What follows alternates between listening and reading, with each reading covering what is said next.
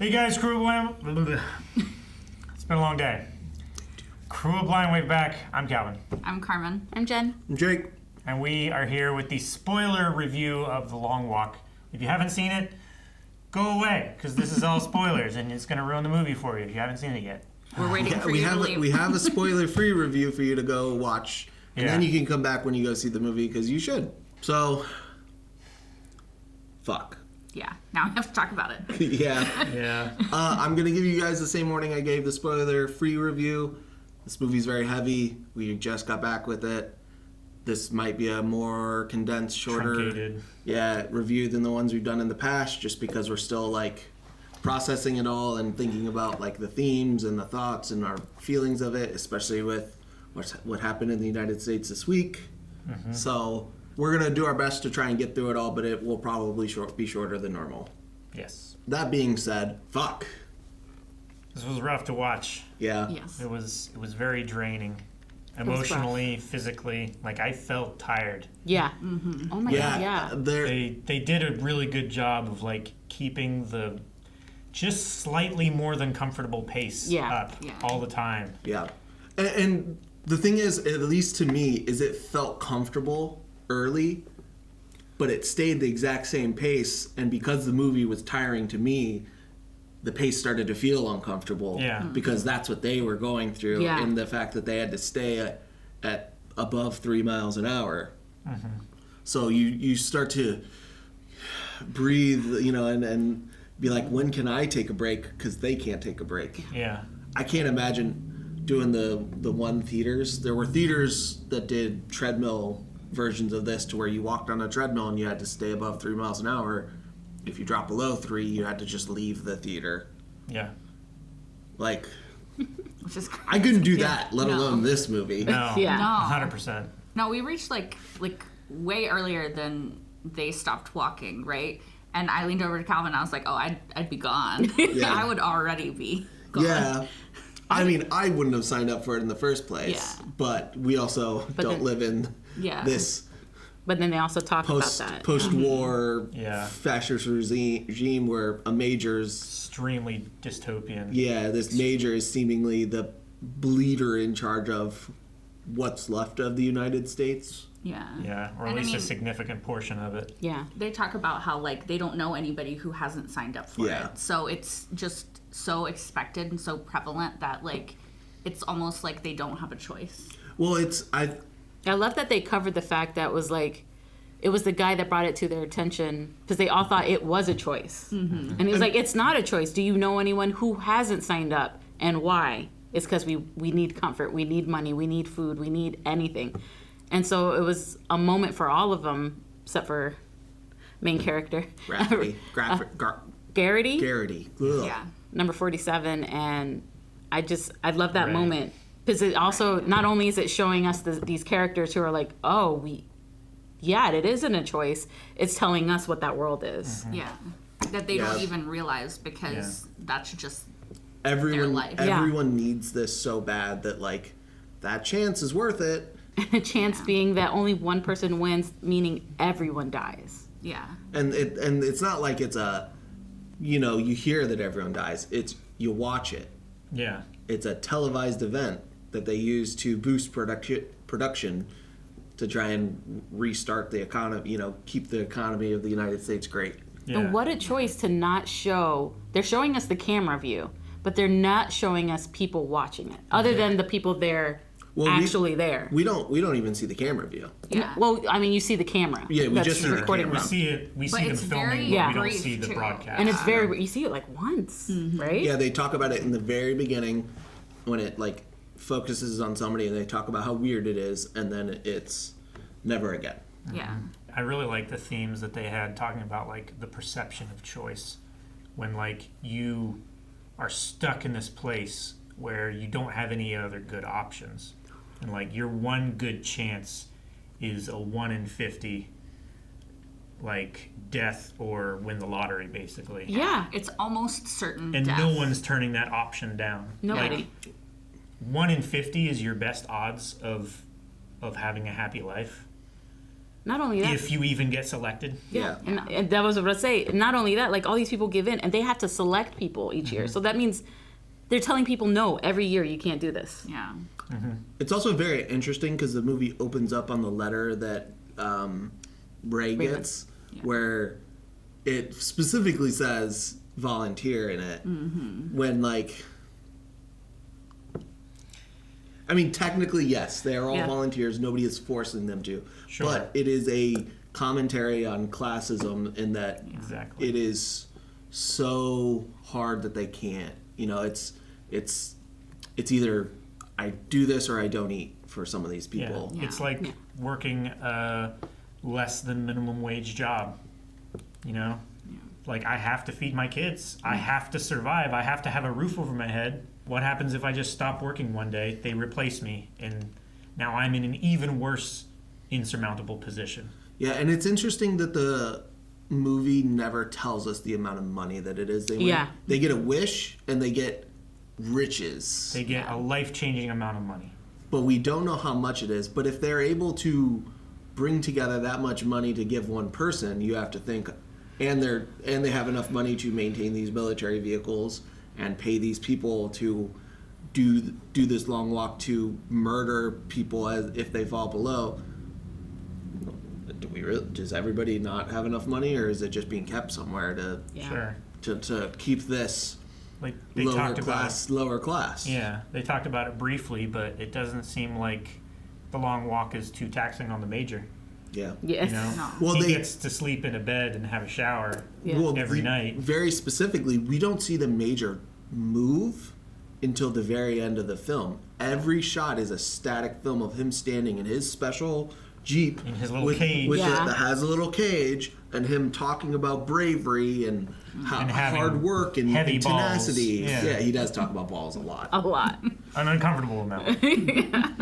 I mean, that's not certainly top 5 most uncomfortable things in this film. No, definitely not. But like the toxic masculinity of this performance of the super macho, you know, it feels like, oh, this is like a volunteer thing, but you don't really have a choice. Kind of feels like selective service in that way. Where this is... You're kind of brainwashed a little bit by... This is Hunger Games way before Hunger Games was a thing. Yeah, we looked it up. This he wrote this in it was published in 1979. So, like, it's very similar in design in that you are entertainment to the world, and you volunteer. Yeah, you volunteer. Part of Hunger Games too, right? And it's a competition of. Well, in the Hunger Games, it's like an honor to be selected, right? You get selected, but Katniss, but you can volunteer. Katniss volunteered to save her sister, right? Your volunteer is tribute. Yeah.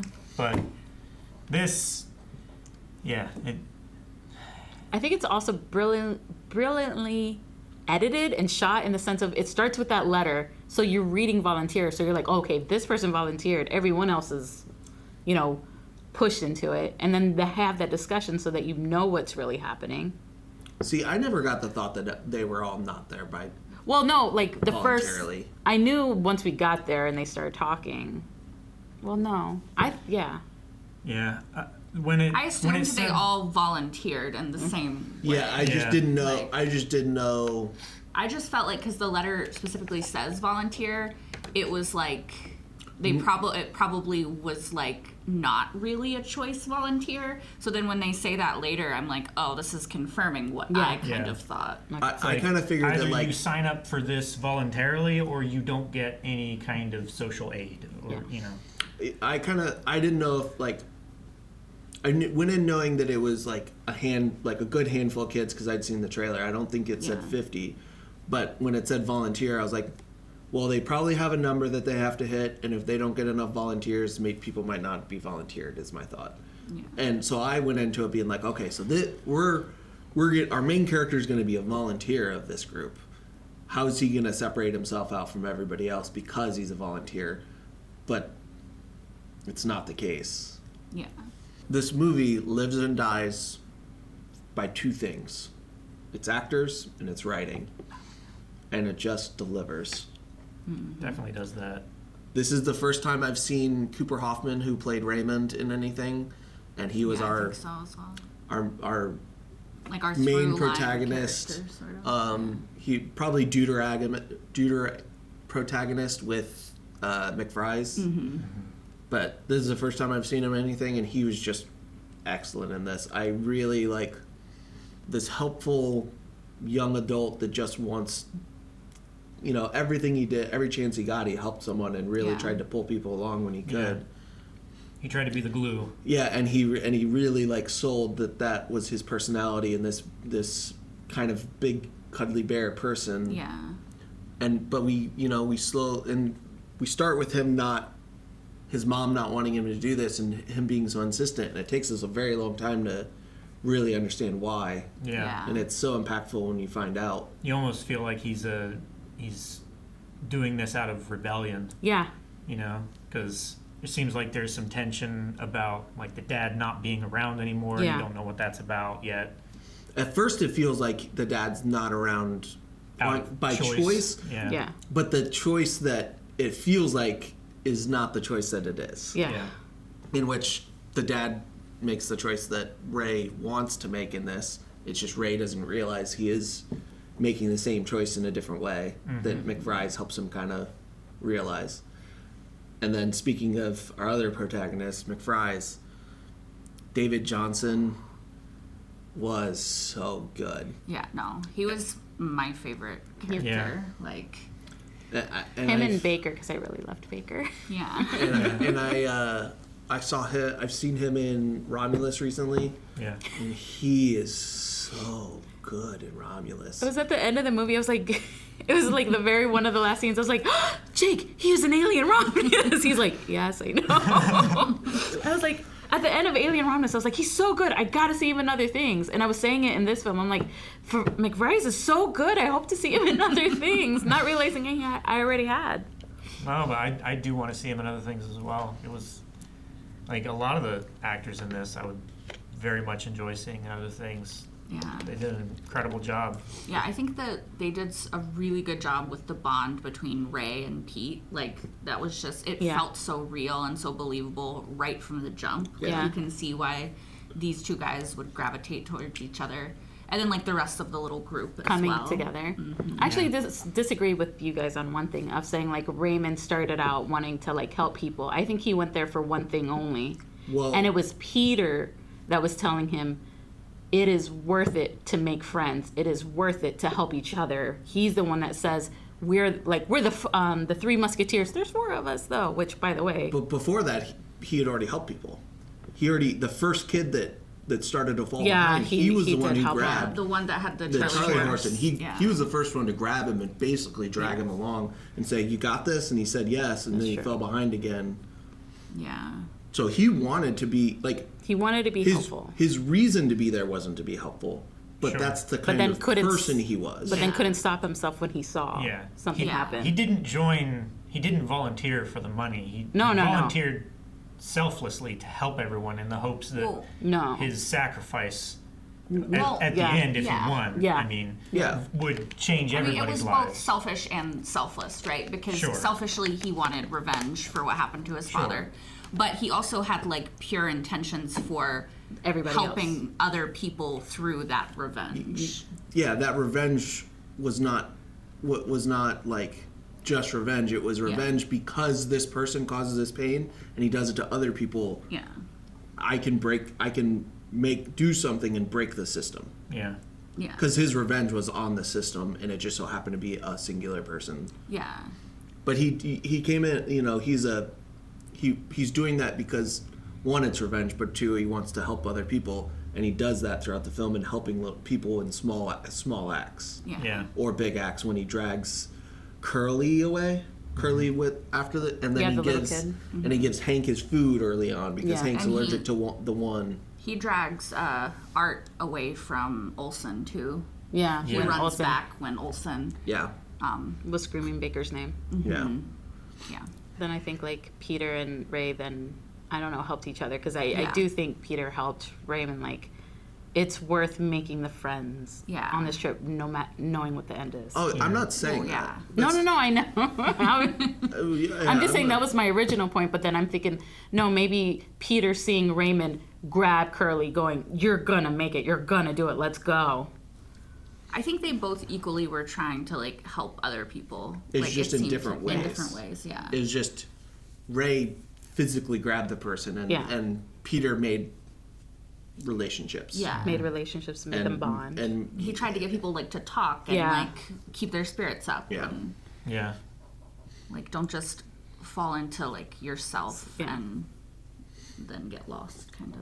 Yeah, I think they kind of started on like opposite ends of the spectrum. Ray was kind of like, we can all get through this together kind of mentality, even though like he hadn't confronted the impossibility of that, of wanting everyone to survive and also win.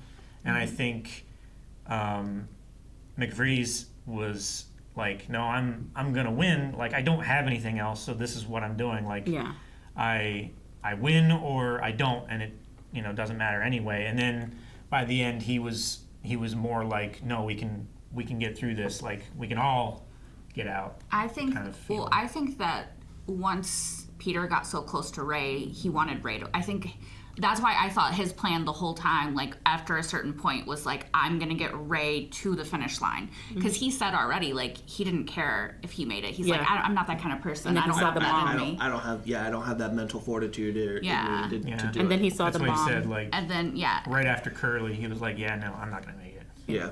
Yeah, and then so I think that Peter's motivation, like most of the whole time, was like, I'm gonna get Ray there. I'm gonna get Ray there. He even thought of a way to like, what if the three of us stop at one time? Yeah. What can they do? Yeah. So he was I trying thought to think. too. I was like, can y'all just? What if they stop at the exact same time? They probably would have just shot both of them, honestly. Yeah.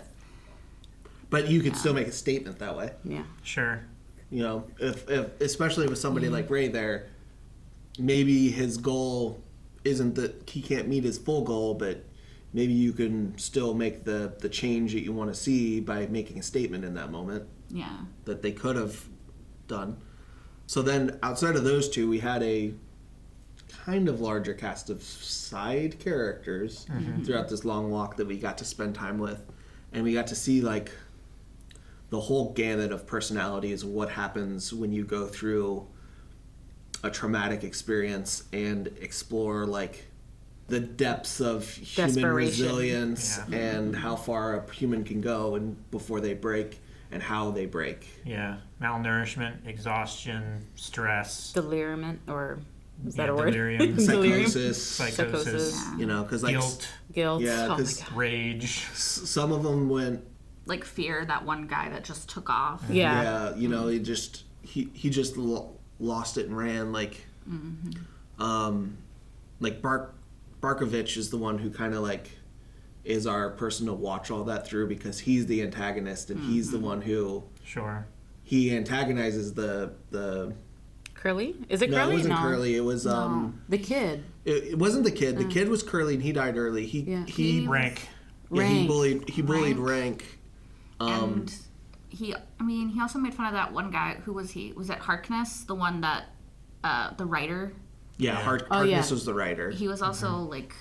He was setting up, trying to set up weaknesses very early on, and he was wanting to and ready to play the mind game to win this. Yeah. Until physically he did something that directly killed someone, and he was confronted with it, and it sat with him. Yeah, he kind of lost it after that. Like, this is what the game is actually about. Yeah. And I'm not prepared to be this involved in it. I thought it definitely felt like he thought that it was going to be like, oh no, this isn't me. Like, this is just the system. Yeah. He wanted a layer of protection of deniability. That insulation. That he got too close to the sun, and the thing with Rank happened that put him way too close to having to take responsibility for something, and that responsibility ate him up. Mm-hmm. And whether he accepted it or not, everyone pushed it on him. Yeah. Because he did. Yeah. And then he put his death on them, or like forced them to experience his death the way, or I felt like he was trying to force them to experience what he felt he experienced when they were blaming him. Like, somehow this is your fault, so I have to stick with you now. I think he went crazy. I think it was just insanity. I don't think he had a lot of ulterior motive at that point. I think he was just so broken down by what he did that he just was just snapping, and him just yelling "fuck" out of nowhere. Oh yeah. And I think it was guilt of ultimately- I'm sorry. Yeah. See that I'm sorry. How can I show you I'm sorry? Sure. I take it back.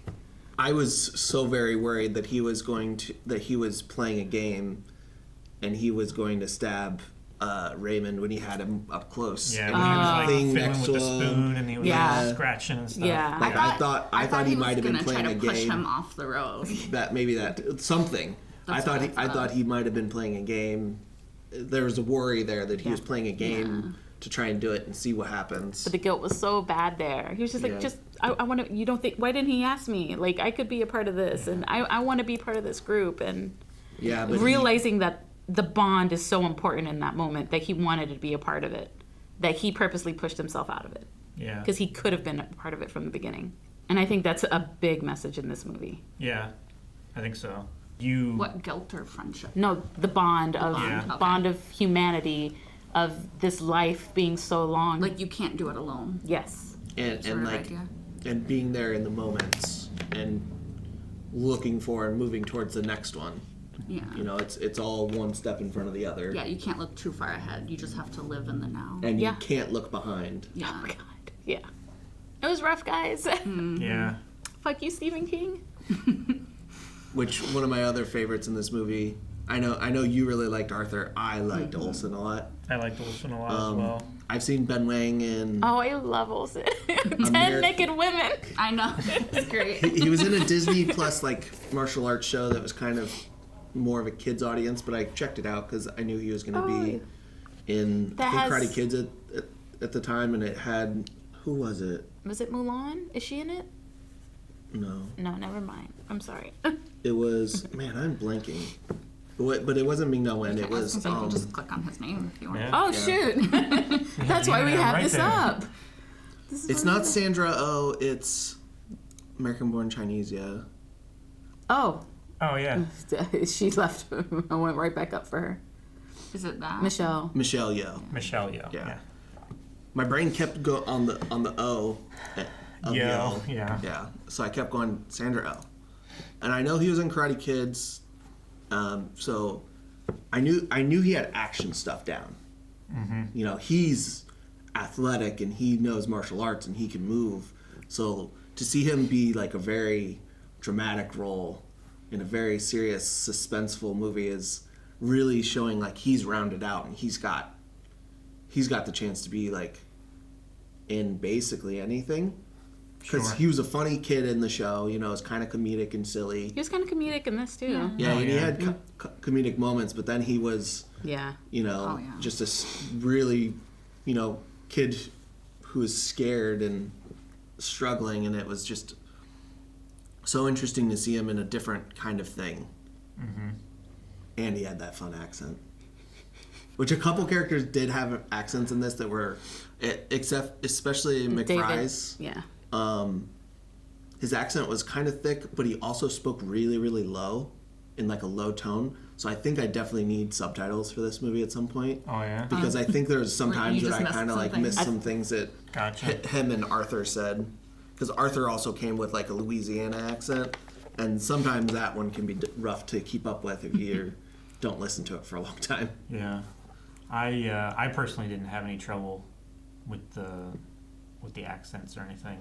I mean, there were decently large portions of the movie that I maybe wasn't paying as close attention to the dialogue as I could have been, because there were some very loud, Yeah, you very did have annoying people. you did have some.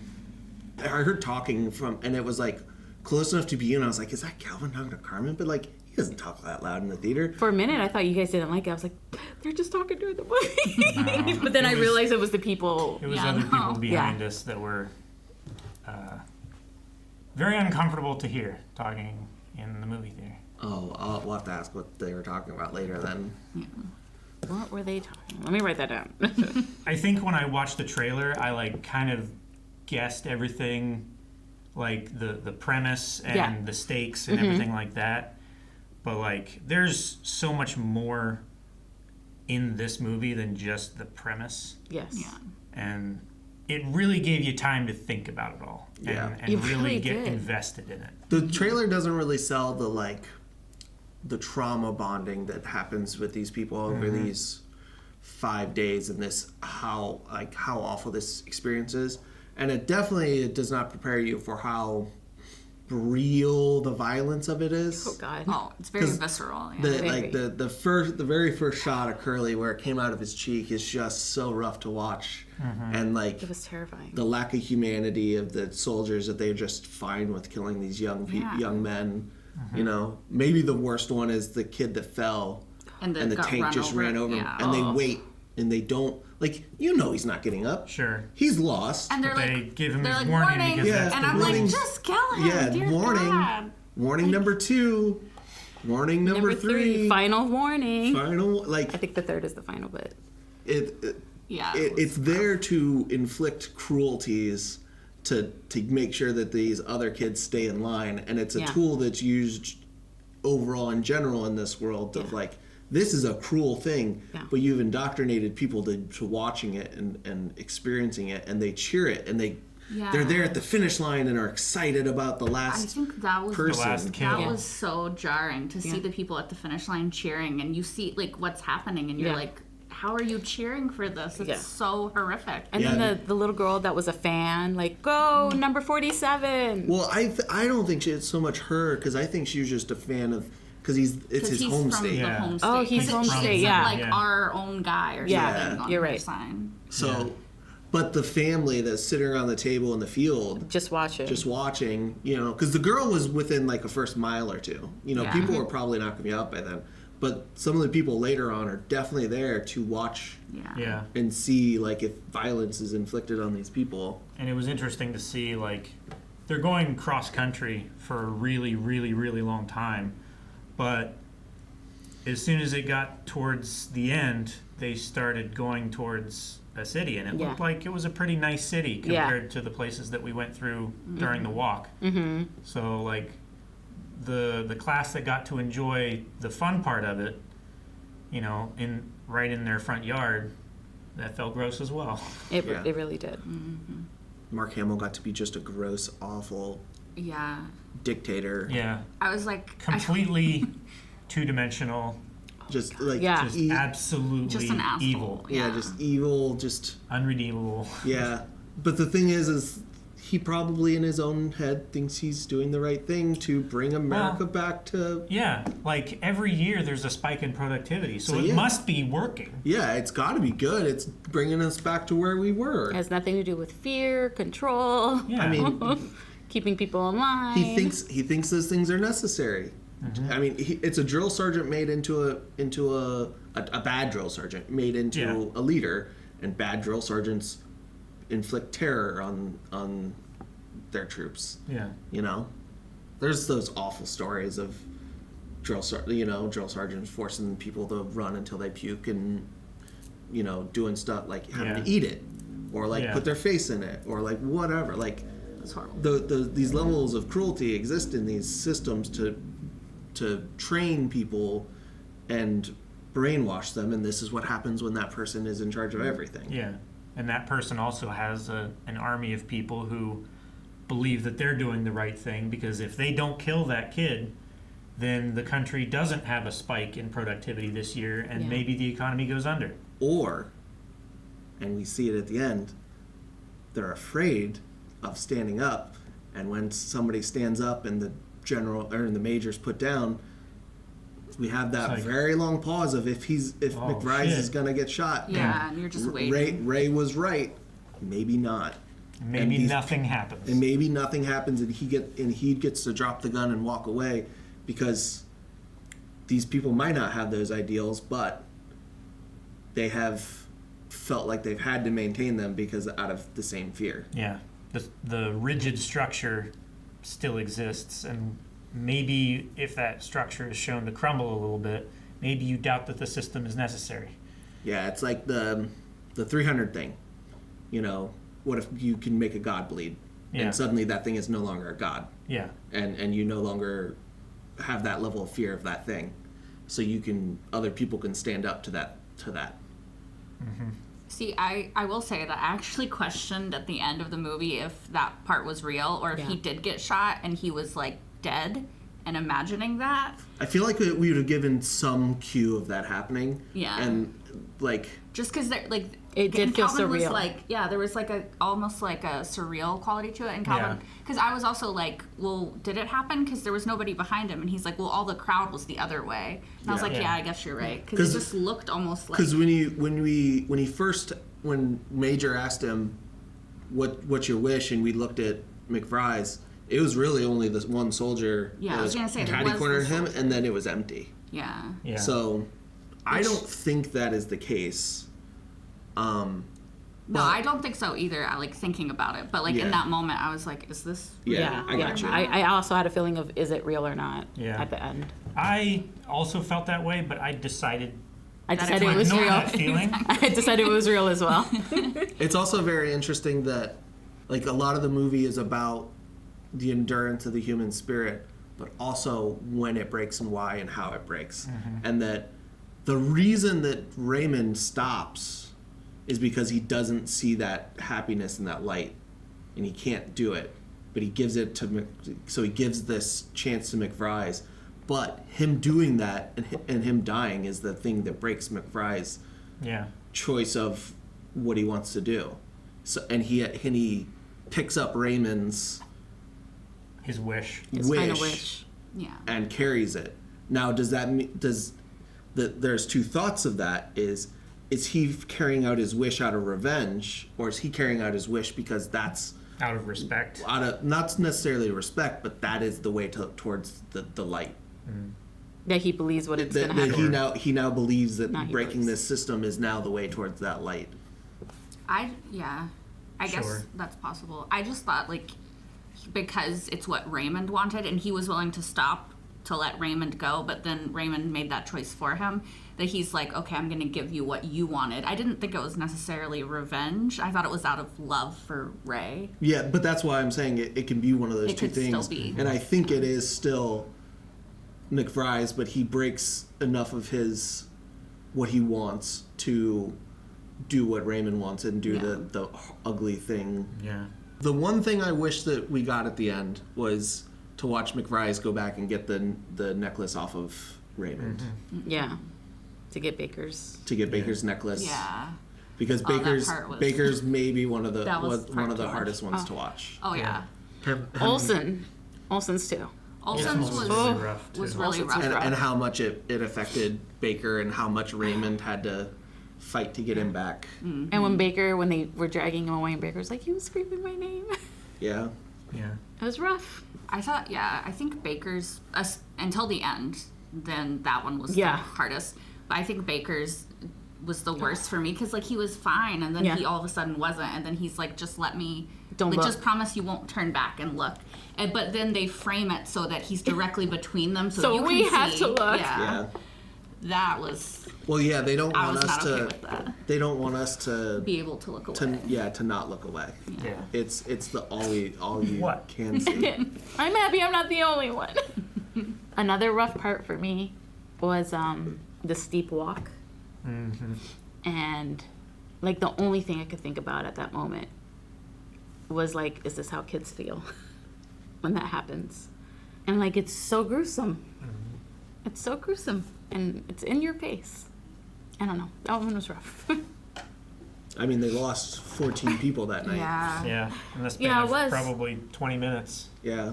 And it was all fear, and it was them all running. And I mean, like, that fear continued on to make some of these people, like, I mean, they all went through horrific things and, like, the psychological damage of watching all those people die. But, like, Harkness, after that, he broke his ankle that night. Oh, my God. And then him walking on that ankle for so long. You walk on it for hours. And how much, like, determination you have to have because you're so afraid to walk like that. Yeah. Or there was what was the other kid that was walking and his feet were messed up? And he's the one that the tank treads ran over. Mm-hmm. You know, and some of the kids that drove them to just, a couple of them ran away. Mm-hmm. The one just ran into the one that took off his clothes and just ran. Yeah, he just went absolutely insane. Yeah. The kid who, once they got into the city, thought maybe I could get to cover fast enough. Yeah, that ran Yeah. towards the Tried to door. ran- Ran toward Yeah. the door and didn't And even then- get to the door. And then Parker got to the point that he was so angry at these people that he just wanted to extract revenge, and he got one of them. Yeah. Yeah. You He got know. the one that killed all of his friends. At least one of them that killed some of them. Yeah, And then took himself out. yeah. Not on his own terms. And that's Because one of the we had things- heard at that moment, like, if they try to fight back, they shoot him in the gut so that they can suffer. Yeah, like that was what they did to Olsen, right? Yeah. Yeah. Because he rushed them, so they Yeah. were just gonna let him die. And Yeah. As an added punishment to also getting your ticket, you're made an example Yeah. of the rest of they- society. Society, yeah. They let the timer run out, and Yeah. oh, your ticket's punched because the timer ran out, not because you're challenging the status quo. Yeah. yeah, which is so fucked up because like these people also haven't slept, you would go a little crazy. Yeah. Like, you know, There's like, no- there's no no. way that you're like Yeah, it's not- completely sane after all It's that. not just an endurance race. It's physical and mental fortitude Yeah. that you have to have. I think more mental, honestly, than anything. Yeah.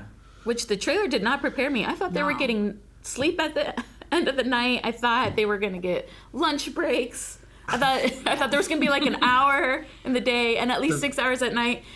After the first night, I was like, Jake, are they not sleeping? He's like, no. And I was like, oh, maybe it's 48 hours. They get like a 6-hour nap. They didn't even get fucking bathroom breaks. No. Oh my God, I yeah. asked Calvin at the near the beginning, right? I was like, "What if they have to pee or something?" And then right when I said that, that guy was like, "Well, I'm peeing," and I was like, and Calvin's like, "There Watch you your go." boots. Yeah. Watch your And I was boots. like, "Oh, okay, that's Yeah. how." And I was like, "But then what if somebody has to poop?" And then Well, They show you.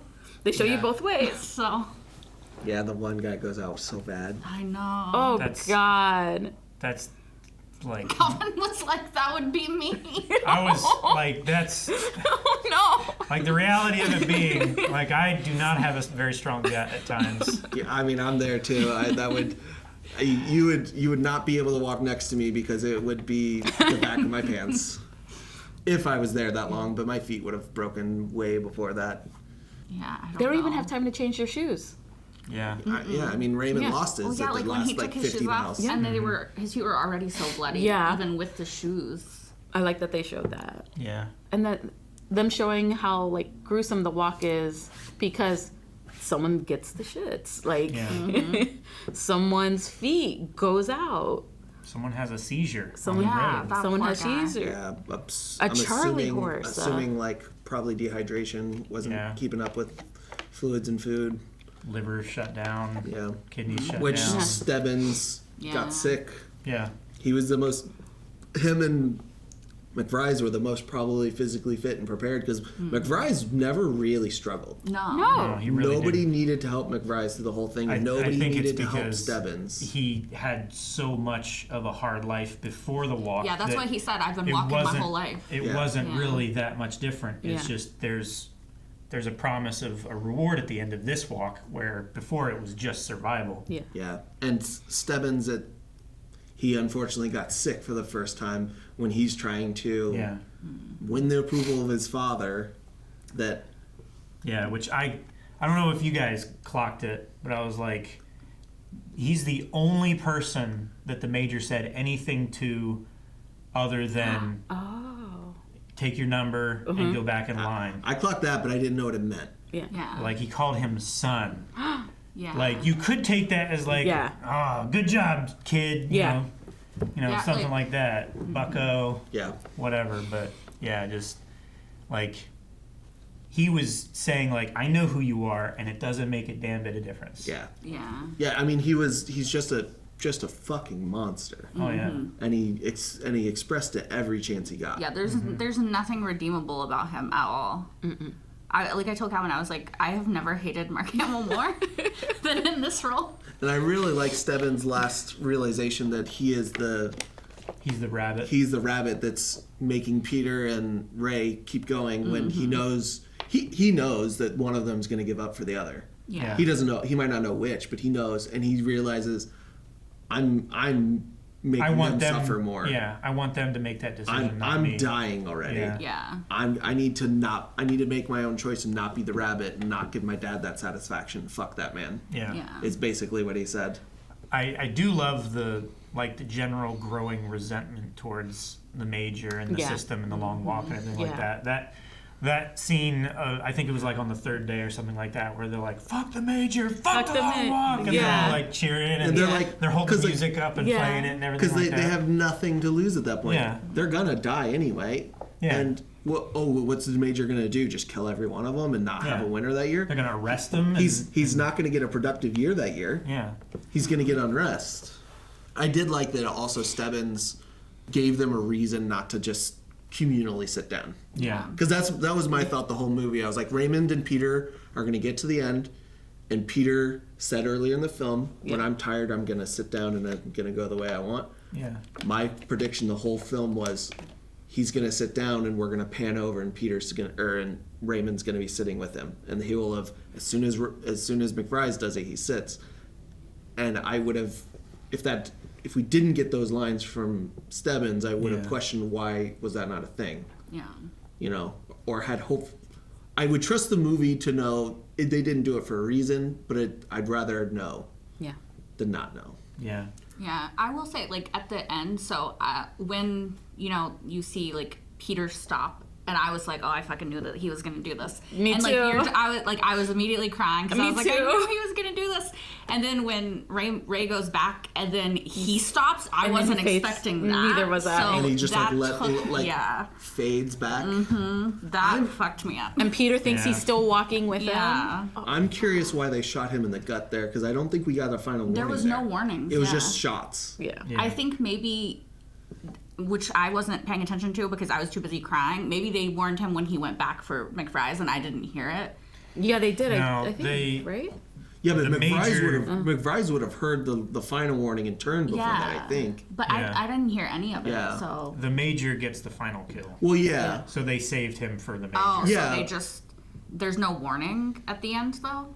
Well, I don't know. I think maybe he already had his 3 warnings. Maybe. Maybe we just missed it. I wasn't counting the whole time, but like it surprised me. Or he got close enough to one of the shot soldiers. so quickly after he stopped. Yeah. I was just like, what's happening?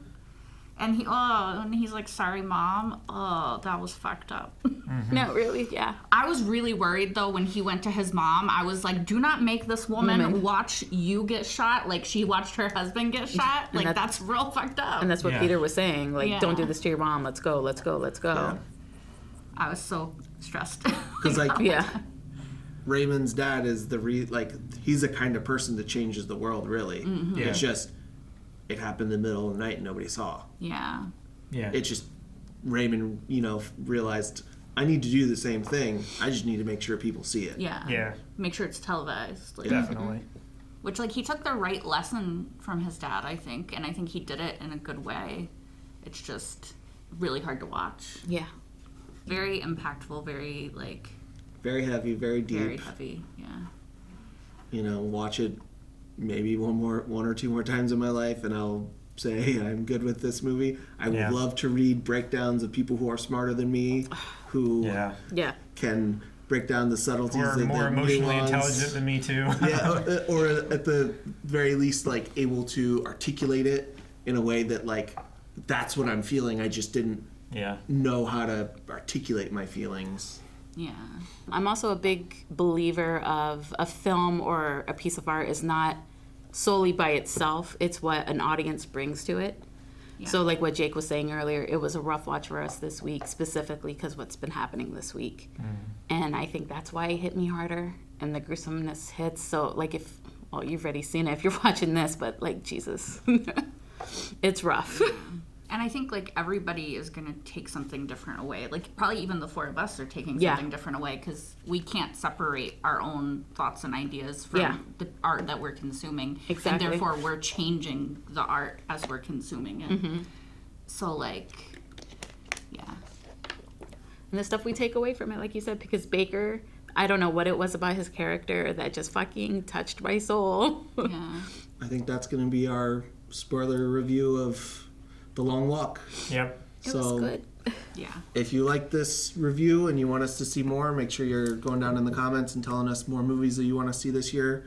We have some picked out that we definitely want to see, but we're not. We also want to hear what you guys want us to see. And there's stuff we miss and stuff we don't realize is what it's going to be. And, you know, I know there's some sequels this year that I haven't seen the originals for, and if people want them enough, I'll go back and watch some. Yeah. I know I need to some catch up to catch-up. Black Phone, because I think we're talking about doing that. So I like the first one, but he hasn't seen it. I haven't seen it either. Same So, with The Strangers. make sure you're doing that, and No, nothing. make sure you're subscribing and keeping up to see if the other 3 come and react to this, Yeah. Yeah. and see what thoughts they can put together after it's done. Yeah. It's Maybe they like- could do better than us. I would need to watch it again to be more coherent, but Yeah. also I Really don't want don't to do want that to right watch now. it again right Yeah. now. Yeah. Like, I think it's good to watch, and I recommend watching it.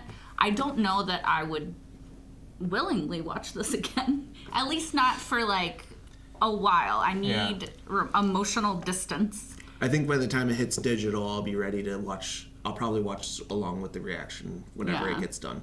And that'll probably be my next watch.